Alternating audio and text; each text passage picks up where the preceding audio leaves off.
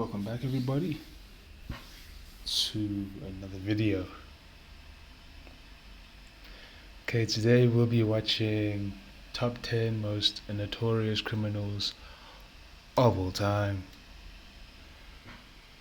So let's learn about these criminals and why they were made notorious. Shout out to Watch Mojo. Hope you guys enjoy the video. Pay. Do you like being a gangster? I like It turns out crime does pay. Do you like being a gangster? the money. Welcome to WatchMojo.com, and today we're counting down our picks for the top 10 real-life career criminals. Before we begin, we publish new videos every day, so be sure to subscribe for more great content. For this list, we'll be looking at the most charismatic, disturbed, and ruthless people ever to make a living by breaking the law. Okay. Number 10. Leonid Minin. Originally born in the Ukraine, Leonid Minin made a name for himself in the underworld as an international arms dealer, selling dangerous weapons to dangerous people. His most notorious clients included Charles Taylor, the controversial ex-president of Liberia, and several revolutionary groups across West Africa.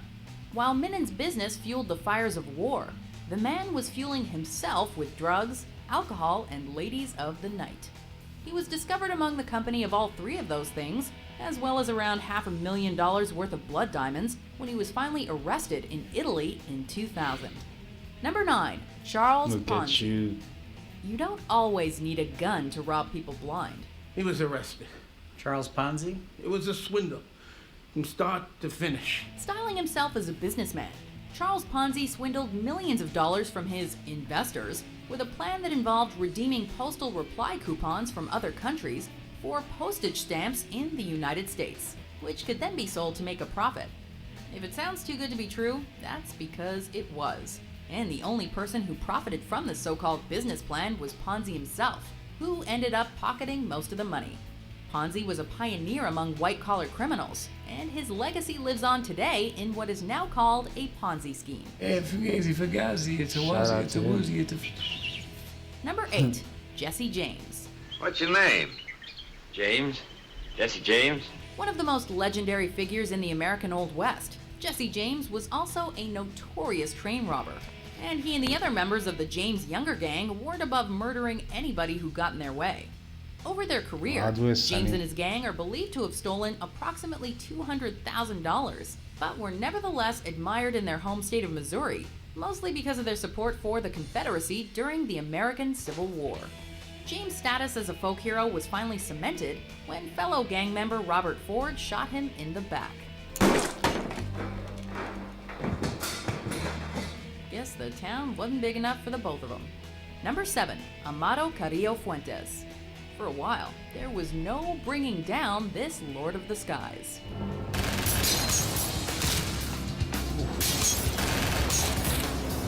Amado Carrillo Fuentes was the leader. Have any of y'all been in a shootout?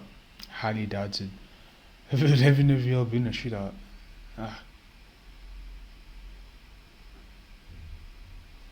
I've never been in one. Of Mexico's If it wasn't Juarez obvious cartel, enough. a position he obtained by assassinating the group's previous boss, Rafael Aguilar Guajardo. Fuentes was known as El Señor de los Cielos, thanks to the giant fleet of planes he used to transport cocaine around the world. He was Cocaine. also one of the wealthiest criminals in history, with a net worth estimated at over $25 billion US. Fuentes died in 1997 from complications during the plastic surgery he was getting to hide from authorities. Number 6. James Whitey Bulger. He is a predator in every sense of the word. You gotta be wicked smart to evade the authorities for Walter as long White? as this Southie. Born in Boston, James Bulger quickly made a name for himself as a young ne'er-do-well, known for stealing and getting into fights. Nicknamed Whitey by the local constabulary because of his light blonde hair, Bulger eventually moved up in the underworld, becoming the boss of Boston's Winter Hill Gang, where he was responsible for crimes that ranged from extortion to arms trafficking. Bottom line is Bulger has to be caught, and the sooner the better. This has gone on long enough. In 1994, Bulger went into hiding and wasn't apprehended until 2011 at the ripe old age of 81. Yeah, he's lived his Number life. 5. Jean-Bernard Lasneau. Cheers, mate. Sometimes the biggest criminals can be hiding in plain sight. Better call Saul. Originally born in France, Jean-Bernard Lasneau was a wanted man in several European countries during the 1980s and 90s due to his arms trafficking, which broke several international trade embargoes. You traffic arms. Trade. Lasneau went on the run to avoid capture and eventually resurfaced in Florida, where he brazenly continued conducting his illegal business from the comfort of his extravagant condo. He even had his own publicly accessible website, where anyone could buy a fighter jet or a machine gun as long as they had the cash and the proper papers. Jeez. After disappearing in 2002, Lasneau was finally arrested in Switzerland that same year. Number 4. Meyer Herrick. Just out of curiosity, what crimes do you guys think you'd be notorious for, or could you be notorious for? Because I feel like everyone knows how to do something illegal, whether you admit it or not. You know, everyone knows how to do something. Something that they'd be amazing at. I don't know. Personally, I think Ponzi schemes. For some reason, Ponzi schemes, scams.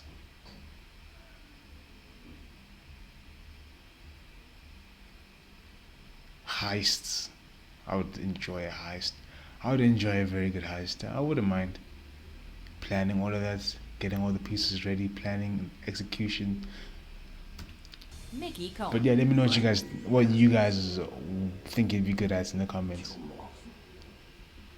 Give the families. You don't have to act in a movie to be a Hollywood star. Just ask Mickey Cohen, one of the most infamous mob bosses Los Angeles has ever seen.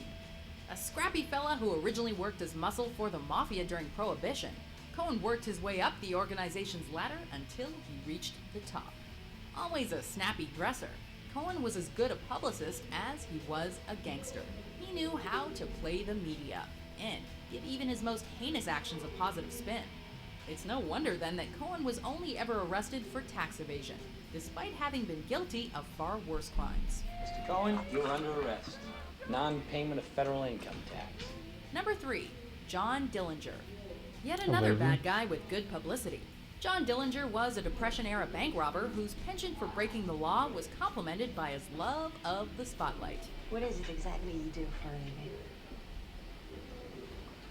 John Dillinger, rob banks. Dillinger was very fond of playing Robin Hood, stealing from the rich banks and giving his spoils back to the people. The whole country thinks you're a goddamn hero. While these claims are still disputed today, Dillinger was painted as a kind of folk hero, an image that was only helped by his multiple daring escapes from jail.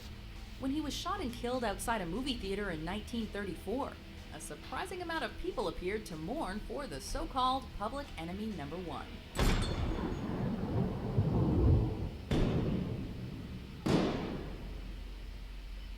People mourn for so-called bad people. So was that person bad? And all those people that liked him bad? Are they bad for thinking what they believed in was good? Or believing in him was good? Number 2.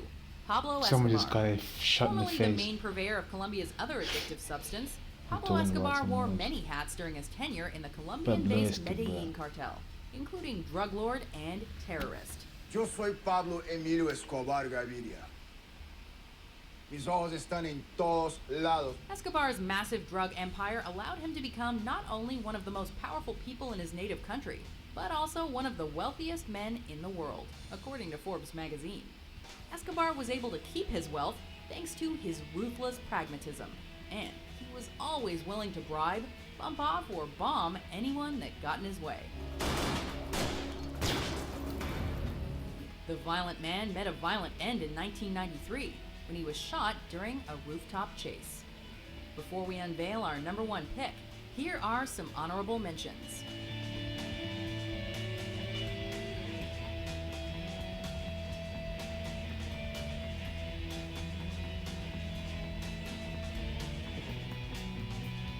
Number 1. Al Capone. Al He's the Capone. man who put the organized in organized crime. During the Prohibition era, Al Capone seized the opportunity to make boatloads of cash off the, at the time, illegal liquor business. Not a lot of talking of bad. You hear? Because you got nothing. You got nothing in court. You don't got the bookkeeper. You got nothing. Nothing. And if you were a man, you would have done it now. Capone's violent methods of expanding his bootlegging operation across the United States, including the bloody St. Valentine's Day massacre, went mostly unchallenged, thanks to the unsurprising fact that people enjoy their booze.